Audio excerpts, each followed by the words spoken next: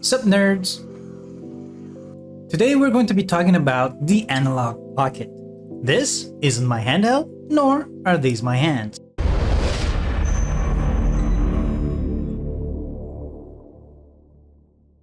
The Analogue Pocket is not an emulation handheld per se. I mean, it can do that, but it is an FPGA device, which, well, we'll get into more later. But let's look at the outside first, as per usual. The D-pad is okay, it is membraned, so mushy and not clicky. The face buttons are custom buttons. The original ones were these black ones that were half convex and half concave, like for the Super Nintendo, but this Nerd Bucket changed them to the American Super Nintendo colored ones. And these are shorter, so they have a lower profile closer to the shell. It doesn't change how they sound nor how they feel, it's just a preference thing. D-pad, like I mentioned before, is pretty good, very comfy, and these are all rubber membranes. There are 3 buttons at the bottom center. The middle one, or the menu button, is the original one from the Analogue, and it's not too difficult to press down. But it is shorter than the other two, select and start, which are custom 3D printed buttons that are slightly raised to make them even easier to press. But these 3 buttons are all clicky and not mushy. Same for the L and R buttons, clicky. These are comfortable to press too, but compared to the Game Boy Advance SP, which has a very similar L and R button setup, it is a bit of a stretch to reach them. In fact, if you compare the two, you can see that the distance from the face buttons to the L and R buttons is larger on the Analogue Pocket. So depending on how big your hands are, this can be a bit of a stretch.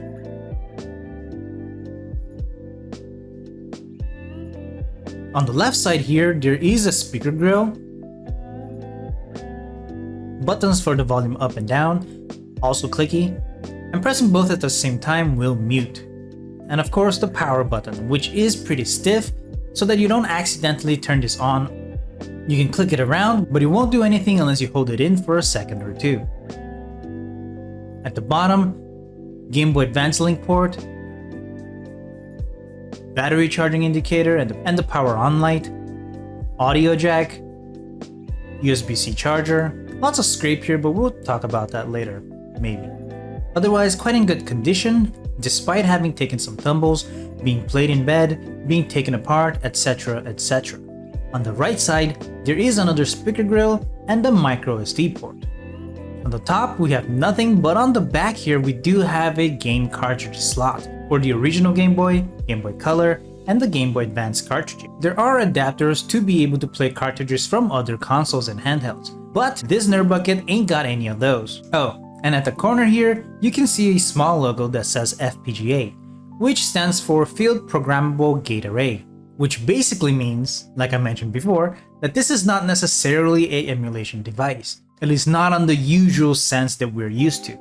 But in broad terms, the CPU can be programmed to mimic and operate like other hardware, not emulating software like most people are used to, but the hardware. So when you put in a Game Boy Advance cartridge and boot it up, the chip will detect the Game Boy Advance cartridge and basically rewrite itself to, for the lack of a better term, be a Game Boy Advance with all of its flaws, quirks, etc. Which is why it runs cartridges with almost perfect accuracy. So you won't be running into weird bugs that they didn't have in the original hardware. And that is what makes devices like this very costly. That said, you won't have things like fast forward and resolution enhancement like we do in a lot of the emulation handhelds nowadays. It just runs the games like they were originally intended. Now to power it on, like I mentioned, you hold it down for a second or two and it boots up real quick. It has a simple menu, and this is a very battery efficient device.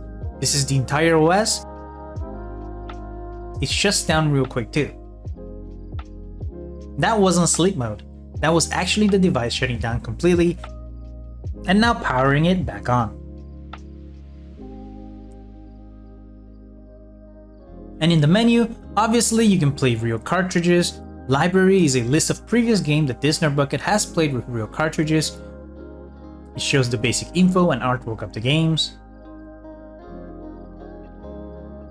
Memories are save states that are built into the original hardware, so you can play real cartridges and still have save states on some of them. These are some of the other tools that come with the device. You can see some random user information here, make your own games, or play newer ones like the modern Game Boy Advance games that are made nowadays, or even ports. Analogue is a small music beat creation app. Settings don't have much in them actually, as this is a fairly plug-and-play device. It is very limited in what you can change, which is not a bad thing really, as it is a device that just plays your Game Boy games without any hassle. Slightly improved audio, though nothing to write home about, but it is nice to have. Just a couple of ways to change how it looks in the main menu, and what it boots up to originally, but nothing too exciting. Just more personal preference stuff and small changes. You can't break anything by changing any of these, much more straightforward than the usual emulator handhelds nowadays. And this, the Open FPGA, what this is that the FPGA chip in here is designed for specific systems, but open means you can add your own on there, so other user-developed ones. When someone says they are modding the Analogue Pocket, this is what they generally mean. Someone can create their own cores which mimics the hardware and add those in here. Again, not emulating but reprogramming the CPU to act like the original hardwares. Menu is simple. Left and right moves up and down 10 items at a time. You can hold it to go real fast. Gotta go fast. Or go up and down just to go one at a time. So it is a fantastically simple and easy to use menu. Let's do a quick sound test. Once you load a game, you can see that it takes some time. Not a lot of time, but a bit of time. It's not immediate due to the reprogramming of the CPU.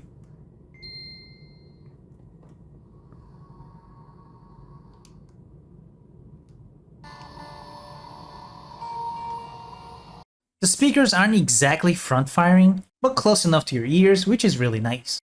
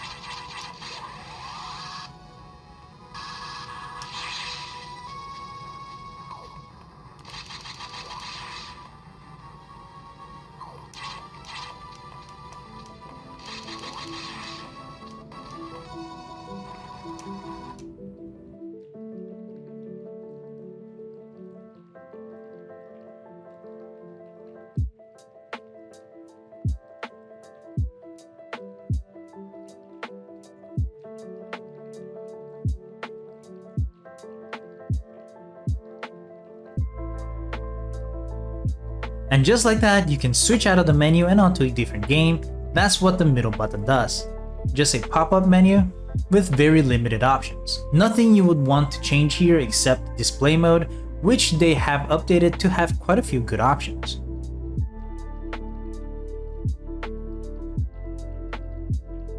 So what you're seeing now is a screen mimicking the original Game Boy Advance SP with a updated screen.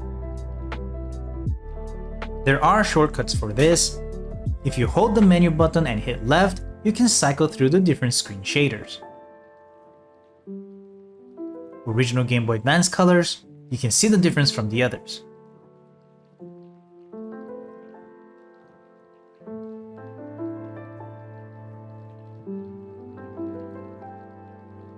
CRT Trinitron is a tube TV.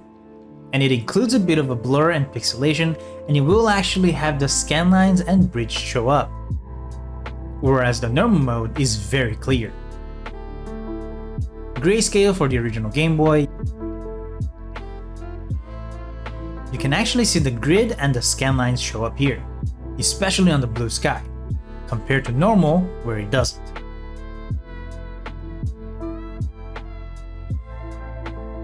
The colors here get muted a bit and resemble the old style look. One quick example though, some people may not want the old style look, that you can see the more saturated colors, but it is not always better. Golden Sun is a good example for this. Here there's a more of an acid green, like really bright and uncomfortable look to the world. See?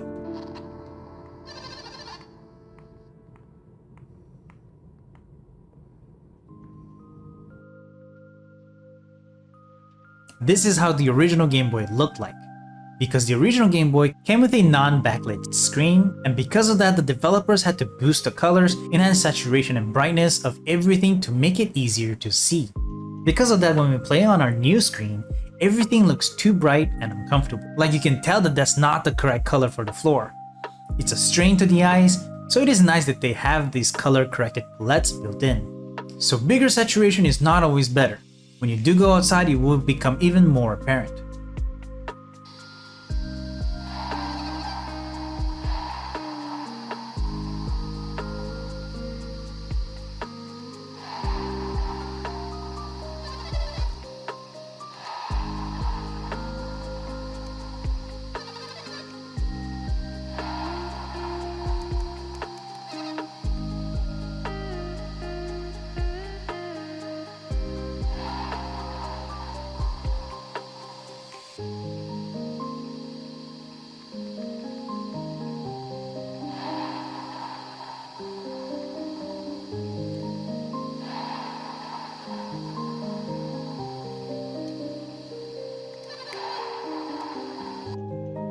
Also, even though Boktai 2 was booted from the open FPGA, we can also boot it up from the original cartridge.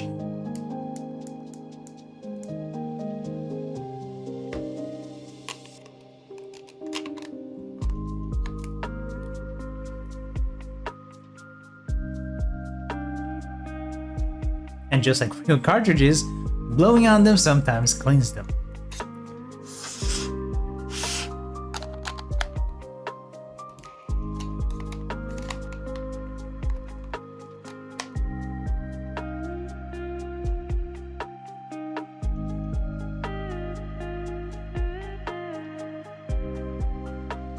It boots up immediately.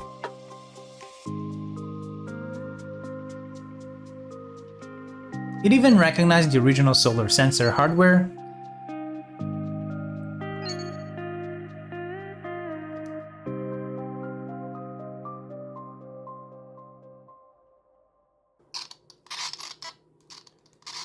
Whoops.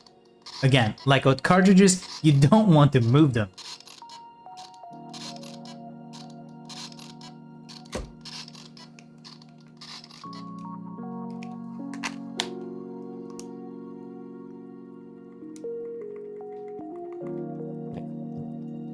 Just again, the buttons are really comfortable for membranes.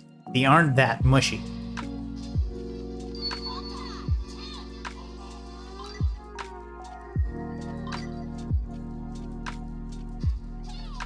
This is also something that this Nerd Bucket wanted to point out real quick. Since we are talking about the original hardware, notice how the shadow here is flickering.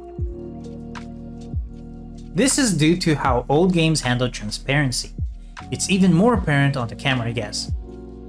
But original Game Boy Advance screen didn't have the ability to make transparent layers, but it did have a terrible refresh rate.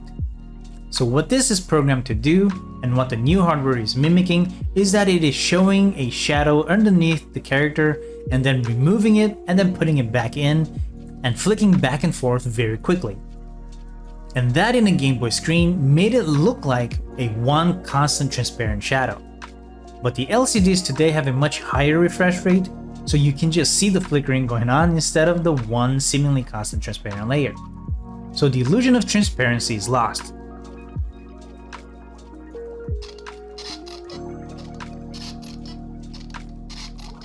Really have to clean these pins instead of just blowing on them. And that's a bit of an issue with the Analogue Pocket actually. If you are playing original hardware, you want to be careful because the LNR buttons are so close to the cartridge that you may or may not nudge the cartridge while trying to press those buttons. Anyway, back to the transparency issue. There is an option called frame blending that Analogue added in.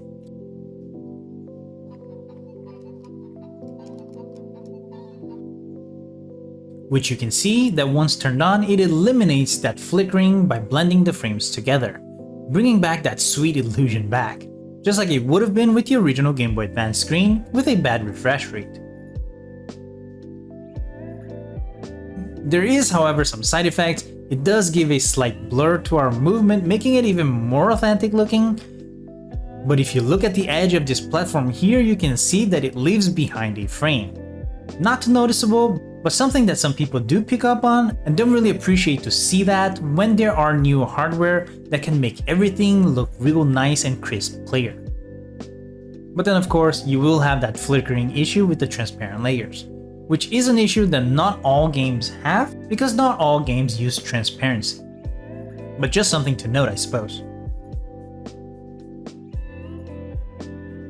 Oh, and just tapping the power button once while in the game will actually create a save state within the new OS while putting it to sleep mode, and then tapping it again wakes it up.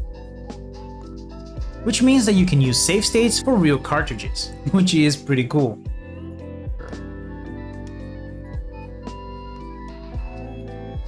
Well, that's pretty much it for the Analogue Pocket. Let's see some more systems running on it.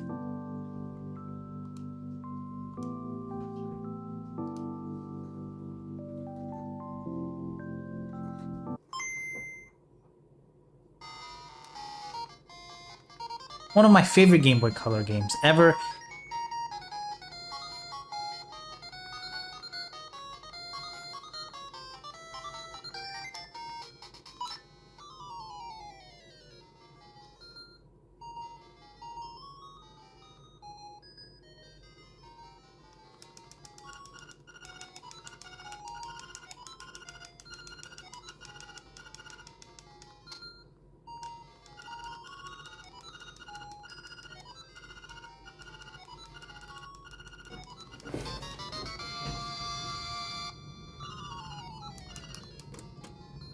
And this is also a good example of that one transparency issue. That chain right there that is flickering, yes, that is supposed to look grayish from the transparency trick.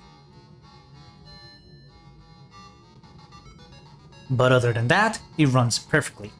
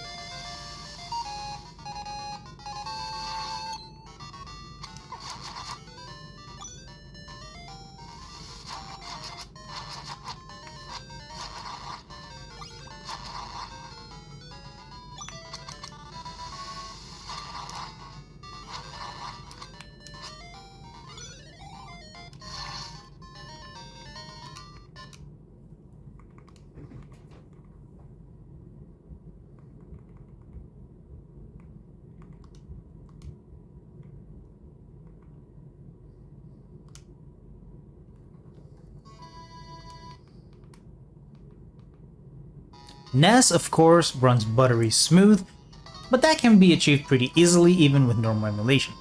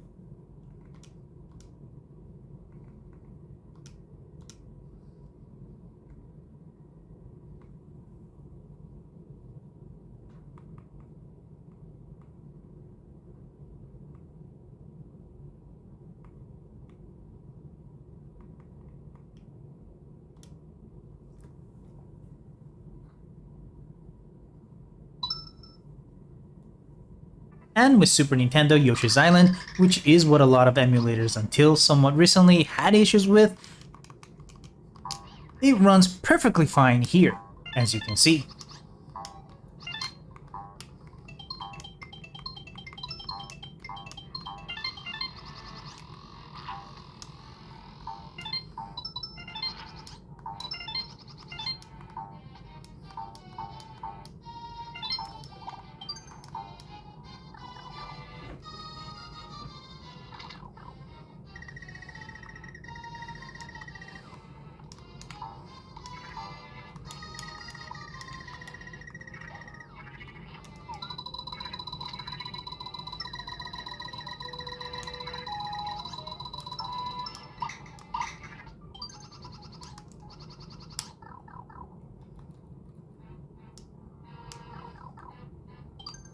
And that's it, all we had to show and say about the Analogue Pocket.